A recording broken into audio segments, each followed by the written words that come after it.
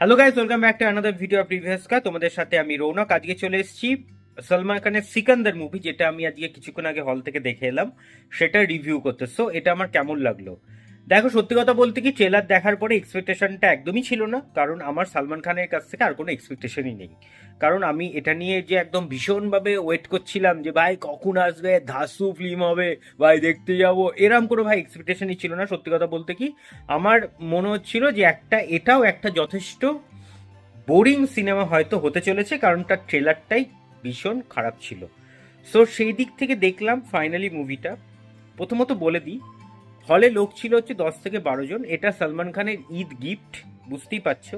So সেই কারণের জন্য এক্সপেকটেশনটা ছিল যে হলে হয়তো ফার্স্ট ডে ফার্স্ট শো সেটা হয়তো একটা হাউসফুল যাবে। কিন্তু দেখলাম যে কতগুলো জড়বস্তু, মানে কতগুলো চেয়ার পড়ে আছে, মাত্র 10 থেকে 12 জন জীবন্ত মানুষ বসে এই সিনেমাটা দেখছিল, তার মধ্যে আমিও ছিলাম। সো এবার এটা নেগেটিভ দিক। আচ্ছা, নেগেটিভ দিক তো অনেক আছে, সো এটা একটু টাইম লাগবে। সো পজিটিভ দিকটা আগে চলে আসি। পজিটিভ দিক দু তিনটে আছে, একটু বলে নিই। নাম্বার ওয়ান হচ্ছে যে পজিটিভ দিকের মধ্যে সালমান খানের এন্ট্রি। ইদানিংকালে যে ধরনের সালমান খানের ফিল্মগুলো হয়, তার মধ্যে এই ফিল্মটাতে এন্ট্রিটা ভাই ধাসু হয়েছে। কারণ সেখানে কিন্তু বেশ ভালো লাগছে এন্ট্রি, দারুণ এন্ট্রি হয়েছে সালমান খানের, দেখানো হয়েছে এখানে এন্ট্রিটা। আচ্ছা, এছাড়া হচ্ছে তোমার এখানে যে ভিলেন, অর্থাৎ যে অ্যান্টাগনিস্ট রয়েছে, সত্যরাজের যে ক্যারেক্টারটা, সেই ক্যারেক্টারটা কিন্তু প্লে করেছে ভীষণ ভালো। সো সেটা কিন্তু বেশ ভালো লাগছে একটা। আচ্ছা, এবার চলে আসি হচ্ছে, আচ্ছা ও আরেকটা জিনিস ভুলে যাচ্ছিলাম, সেটা মনে পড়লো, সেটা হলো হচ্ছে বিজিএম। বিজিএম কিন্তু ব্যাকগ্রাউন্ড মিউজিক ঠিক আছে, মানে চলে যাচ্ছে, ওকে, ভালোর মধ্যে আমি ঢুকিয়ে নিলাম। এবার খারাপ দিক। খারাপ দিক যেহেতু প্রচুর, তার মধ্যে প্রথম এবং প্রধান যে পয়েন্টটা, সেটা হচ্ছে প্লটিং।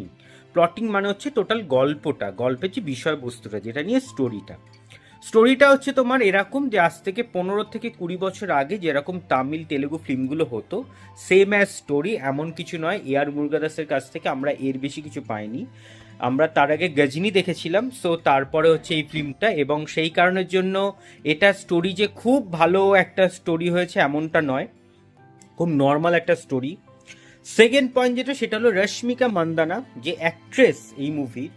রশ্মিকা মান্দানাকে আমার পার্সোনালি ভালো লাগে না, কিন্তু ইদানিংকালে যে যে টপ টপ মুভিগুলো বেরোচ্ছে, আমি নাম করছি না, টপ টপ মুভি তোমরা হয়তো জানবে, তোমরা অনেক দেখে নিও, সার্চ করে নিও।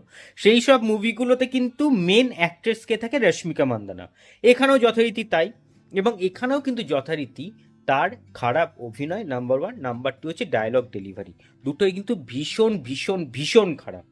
এবং ডায়লগ ডেলিভারিটা এখানে যেন একদম এক্সপেকটেশন থেকে বেড়ে গেছে, মানে খুবই খারাপ হয়েছে, খুবই খারাপ। বোঝা যাচ্ছে না স্পষ্টভাবে, শুনতে অসুবিধা হচ্ছে। সো এই একটা প্রবলেম, নাম্বার টু গেল।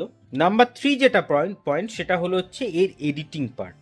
এডিটিং পার্টগুলো সত্যি ভীষণ খারাপ, মানে তোমার টোটাল মুভিটা দেখতে কি ভীষণ বোর ফিল হবে, মানে ভালো লাগবে না। সেটা আমার ক্ষেত্রে মানে আমার ক্ষেত্রে যেটা পার্সোনালি ঘটেছে তোমাদের বলছি, এটা বোরিং। সো একদমই ভালো লাগছিল না সেটা।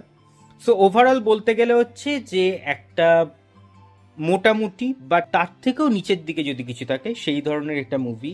একদমই ভালো হলো না মুভিটা, যেটা অ্যাজ ইউজুয়াল ছিল। হ্যাঁ, হয়তো অনেক যারা সালমান খানের ফ্যানরা আমার এখানে রয়েছে, তারা হয়তো দেখে হয়তো বলবে যে তুমি বেশি জেনে গেছো, বা আমাকে হয়তো অনেক কিছু কথাবার্তা শোনাবে, বাট যেটা সত্যি কথা আমি সেটাই বলি। আমি কোনো মানে বানিয়ে বলার আমার কোনো জায়গা নেই। আমার যেটা পার্সোনালি ওপিনিয়ন, আমি সেটাই বলেছি। তোমাদের ভালো লাগতেই পারে। তোমাদের কেমন লাগলো বা কি মনে হলো, তোমরা হলে গিয়ে দেখো মুভিটা, দেখে নিয়ে তোমাদের কেমন লাগলো সেটা কিন্তু আমাকে কমেন্টসে জানিও। সো এই ছিল হচ্ছে আজকের সিকান্দার মুভির রিভিউ। ভালো লাগলে লাইক করে, শেয়ার করে, এবং চ্যানেলটা সাবস্ক্রাইব করে দিও। সো ভালো থাকবে, সুস্থ থাকবেন, এবং সিনেমা দেখবেন আমাদের চোখ দিয়ে। Thank you.